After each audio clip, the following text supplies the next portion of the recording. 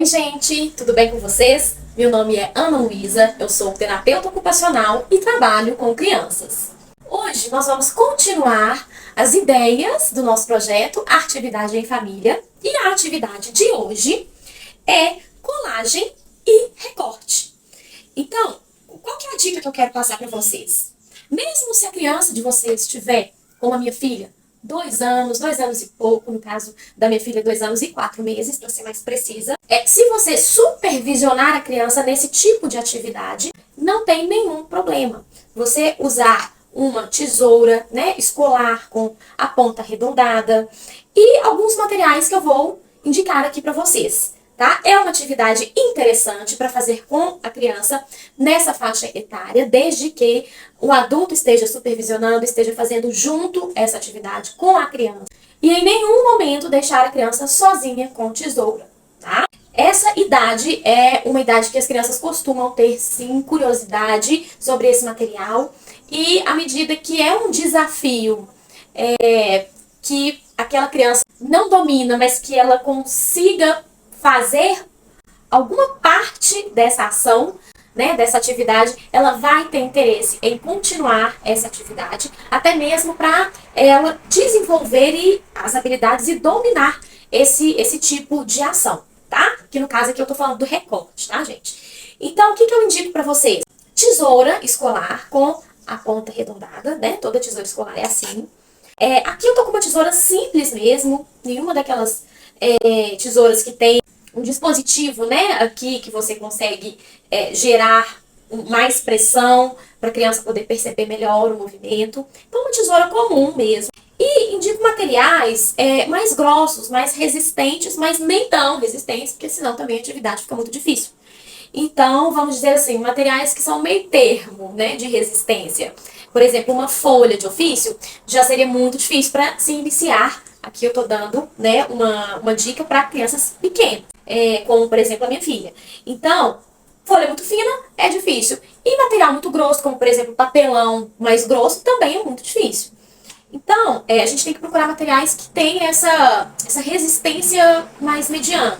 Por exemplo, o EVA, eu tô aqui com um pedacinho de EVA com essa purpurina, né, que já vem nesse material. Esse material você já encontra ele pronto em papelaria. E por que eu gosto com esse brilho? Porque o EVA, que é o EVA comum, ele é mais molinho e aí também fica difícil para a criança poder recortar. Esse que tem esse brilho, a impressão que me dá é que esse brilho deixa esse material um pouco mais resistente, tá? Um pouco mais grossinho.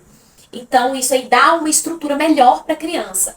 Então eu recomendo esse tipo de material, que é um EVA brilhante, né? Um EVA purpurinado. Ou também, para quem não tem esse material e não tem interesse de adquirir, você também usar caixa de sapato. Geralmente papelão de caixa de sapato não é um papelão muito duro, muito resistente. Então também é um material bacana de se usar. Mas aqui eu tô com o exemplo, né, do material que eu usei com a minha filha.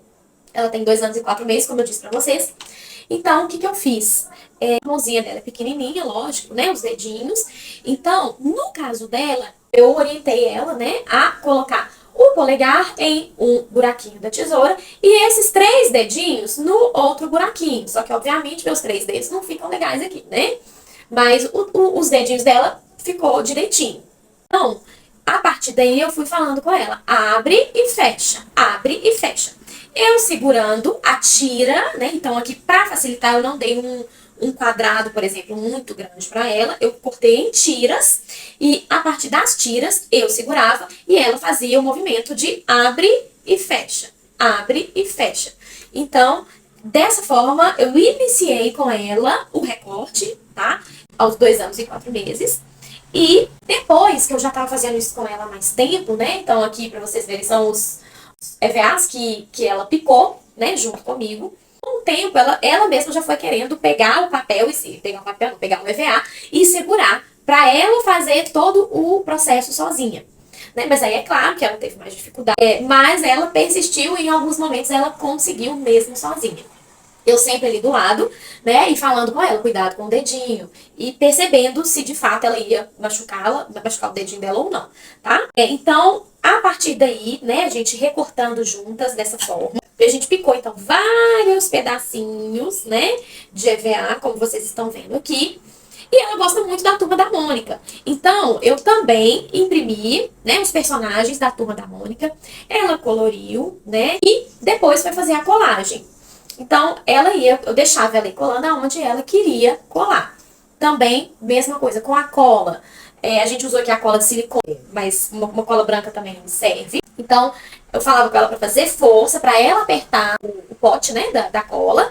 Então, saía o pinguinho de cola. Então, eu mostrava para ela como que ela ia colar, né? Porque a tendência dela ela passava a cola em cima e simplesmente descia o papel. Então, eu mostrava para ela, não, é aonde tá a cola.